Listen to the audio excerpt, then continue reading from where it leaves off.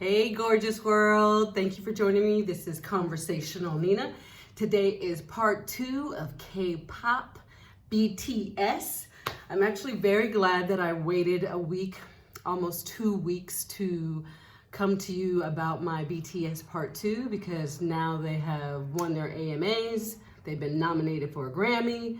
They got some billboards or nominations. Things are looking just lovely. It is definitely BTS 2020 year. The army, the year of the army, as they call themselves. And so let's just jump right into it. But before I do, let me say welcome to my channel. Please subscribe when you see the subscribe button and tell all your friends about me. This is the place where we come and talk K-pop, K-dramas, K-literature maybe, or what I like to say, multicultural literature, multicultural drama, multicultural music. Everybody knows all about them, right? 7 members. Been training since 2010, got together with Big Hit Entertainment, which is a smaller big 3. They trained for about 3 years. 2013 when they had their, how would you say that, they're coming out, and they had a little slow start. Hip hop group that I think in South Korea did not go over as well as they would have liked. A lot of that might have to do with how they looked.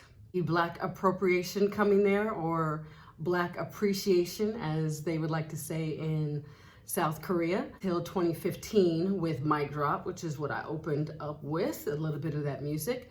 Fire or Fake Love. I know they perform both of those quite a bit every time they perform. I wanted to do a rundown of each of them and who they are, but I think with their own channel, with their own streaming live, you pretty much know who they are. I feel like there's some tidbits for each one. So let's start off with the youngest one, okay? Jungkook. When he was 15, very young, he was the youngest. They recruited him. He is one of their lead vocals, lead dancer. Jungkook, I believe, has a black belt in Taekwondo. That's probably not news for Army people, but that might be news for people who are just now getting into K-pop like myself. So we have Jungkook, then we have Jin, who considers himself worldwide handsome. I think that's very bold in just a group of 7 men who I think Army would say all of them are worldwide. It's great that he has such self-confidence, which brings me to another point that why are they rising so high? Does that have anything to do with the fact that they are, I don't want to say conceited and into themselves, but they do appreciate their own looks and the fact that other people find them extremely attractive, which I think is kind of awesome. When people say how nice looking you are or handsome you are here, people always kind of shy away and be like, oh, thank you. But they'll be like, yeah, I am so pretty, right? I am so handsome. Totally a different world, but maybe that will teach us something. And Jimin actually is in the videos, the one you'll see front and center. He is definitely the one Army calls the prettiest.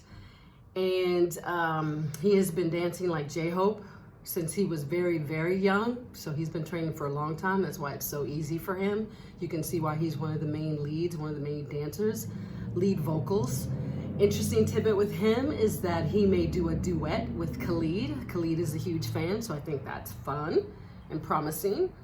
And he was the last one on. He was the 7th member picked. So that was also surprising to me, I think, a little bit.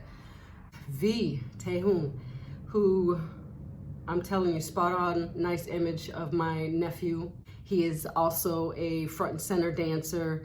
He is the one that sings like Barry White, they say, which he definitely does have a deeper voice, very soulful.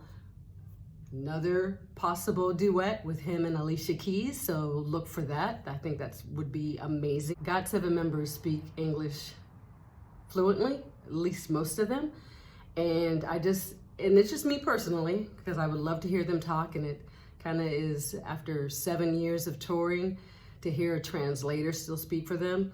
But I do also think that it's awesome that their Life Goes On, that was all in Korean, mostly 95% Korean, was #1. That they have to drop their Korean. I'm just saying that when they come and visit, they do interviews, it would be nice to hear just more than RM speak English. So speaking of, let me save him for last. Let me save my bias for last. So then we have Suga, huge Kanye West influence. One of the rappers, someone, maybe a nice fun fact, did not want to be a part of a group, kind of wanted to be, I think he wanted to be just a writer and a producer. He seems to be the one, the least talker when anything is ever done. It's almost like he's off to the side, silent. The silent seventh member. We wish him well, get your shoulder well, love for you to come back. My bias breaker and my bias for last for 2 reasons. Also because they are the ones with the most controversy with the abuse, shall I say, of blackness, which I laugh at it a little bit only because there are some things that I do believe are just ignorance, that they don't know because it's not taught in South Korea. And there are other things that I believe that they should know, and I'm not sure why they still break the rules. Love to get in a position to be able to interview them and really hash it out, because I don't think they're all racist. I think it's just where in their country, it's what they do and they don't see anything wrong with it. It's being appreciative of blackness and not appropriating the black culture. And I think the entertainment industries and educate. And I think that's all that really needs to happen. Is there needs to be a whole education system, maybe a touring lecturer that goes to all the entertainment companies. It's about black history and why certain things are frowned upon, especially the blackface, but we'll get to that later. All I wanted to talk about with BTS was what a fabulous year that they have had. Their next album, B, is already #1 on the charts and is doing fabulous for them, setting as a precedent for K-pop groups, for big band groups, for groups coming from another country, another culture, into other countries and cultures, and what it means for groups that follow after them, what they learn. All mid-20s, getting towards late 20s, gotta go into the military soon. Not going to be around probably blaring out #1s in the next 10 years. I think they're gonna be off and having families, and they're gonna be looking at the new BTS groups and say, they didn't have to make that mistake because we helped them out there, and they were successful because we paved the way there. And it wasn't just them. GOT7 has been coming to the US for a while now. So has Monsta X. Sure, there are other groups that are up and coming. Female groups, and you will notice that I probably will not mention a lot of the female groups, and it's just because I'm into all the male groups right now. Sorry. I did see Blackpink. I think they're great. I think I like dancing more to the videos, and the men have the dance tracks that I want to learn and get nailed down. That is my BTS Part II. Next week, at K-pop, I would like to go into my next group, which will be Monsta X. After that will be GOT7.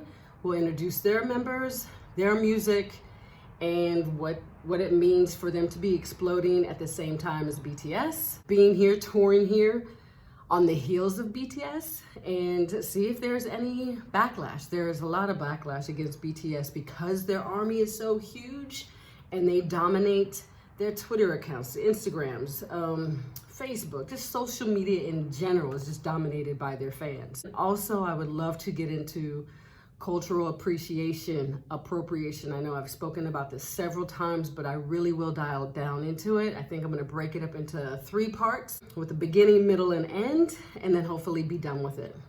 Please, if you have any comments, if you wanna add anything about BTS, their members, something you think I should know, anything I said that you didn't like, by all means, tell me, please share, let's have a conversation.